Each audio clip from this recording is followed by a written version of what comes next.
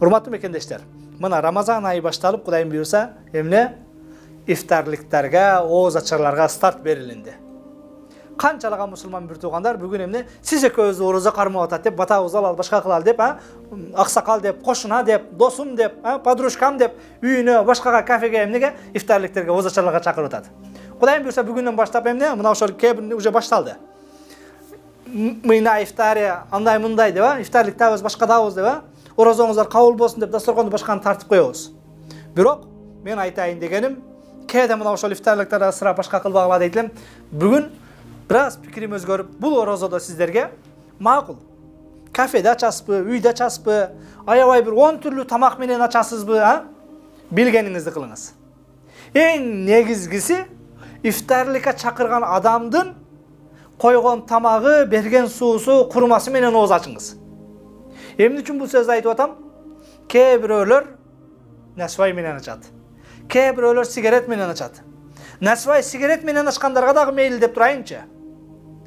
Бүгүн кээде курма менен, суу менен, насвай менен, сигарет менен эмес, балким ооз ачарга жеткенге чейин, абеттен кийин, балким кээде ошол 5 мүнөт, 10 мүнөт калганда ооз ачарга чакырган таксырдын үйүнө барып туруп, ошол жерде жок болгон бирөөдүн эти менен ачып койгондор бар.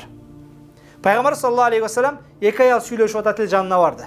Сөзүм куру болбосун, сөзүмдү түшүнүшүңүздөр үчүн мен жана насвай менен ачсаң дагы, сигарет менен ачсаң дагы макул дегеним, алар шариятта макру, тыюу салынган, жек көрүнгөн амалдар боло турган болсо, арам болгон, өзүңдүн бир мусулман бир тууганыңдын эти менен, көшү менен ачып койгондор бар. Алар кантип? Ошону жогуна ушактап коюп, башка кылып коюп. Пайгамбарыбыз эки аял сүйлөшүп аткан учурда жанына барды. Эрте менен деди, сиз экөөбүз сыяктуу биз да бүгүн 5-ке, 4:30га будильник коюп убакытты туруп ооз саарлык жеп атабыз. Эрте менен Кудай Таала берген халал, адал болгон рызкы менен ооз жаапсыңар. Бирок кечке жетпестен арам болгон бир тууганыңардын эти менен оозуңарды ачып алдыңар деди. Эмне дегениңиз я Расулалла деди. Түкүргүлө деди. Пайгамбарыбыздын мojizасы менен түкүрдү эле, экөөнүн тең оозунан кан аралаш эт чыкты. Албетте бул пайгамбарыбыздын өзгөчөлүгү эле. Ошондуктан урматтуу мусулман бир туугандар, бүгүн кээде эмне ифтарлыкка барганда ошол үй бүлөнүн берген суусу, курмасы менен эмес, балким кээде ошол эмне өзүбүздүн бир тууганыбыз, досубуз, башкабыз, ошол биздин курукта жок болгон, биздин ооз ачарга келбей калган экинчи бир адамды жамандап коюп, ошону ушактап коюп, ошонун эти менен ачып койгондон Кудай Таалам сактасын. Ошондуктан келиңиздер, тилибизди тыйып, тилдин орозосун дагы кармайлы. Ана мен жогоруда айттым, насвай менен, сигарет менен ачсаң дагы мейли деп. Эми албетте айла кеткендеги сөз, болбосо мына ошол эмне келери кечке 16 саат, 15 саат, 14 саат Алланын буйругу деп адал болгон суудан, тамактан тыйылып алып, кечинде насвай менен, сигарет менен ачкан биздин агаларыбыз, кээде агалар, аталар дейт элек, бүгүн тилекке каршы жанакы электронный сигарет, синтетикалык наркотик жана башка деп отуруп, эже карындаштарыбыз, мектеп окуучу кыздарыбыз ошону колдонуп, ошону менен ооз ачып калгандар бар экен. Ойлонолу урматтуу мусулман бир тууган. Келиңиздер, кечке орозо кармап, таравихке башкага барып, таравихке кирип кетип атып, насын чегип алып, сигаретин чегип алып, анан сигаретин ыргытып, насын түкүрүп, намазга кирип аткандар бар.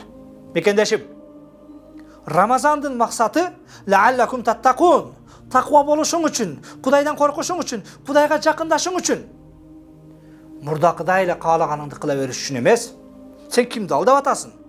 Жараткандын кулу болсоң, жаратканга тооба кылганың чын болсо, жараткандын буйругу деп жегенден, ичкенден тыйылып атсаң, анан эмне үчүн жараткандын буйругуну күндүздүн күнү гана, же болбосо 30 күн Рамазанда гана аткарып, же Рамазандын дагы күндүзү гана аткарып, шамдан кийин, ооз ачкандан кийин насвай менен, сигарет менен ооз ачасың?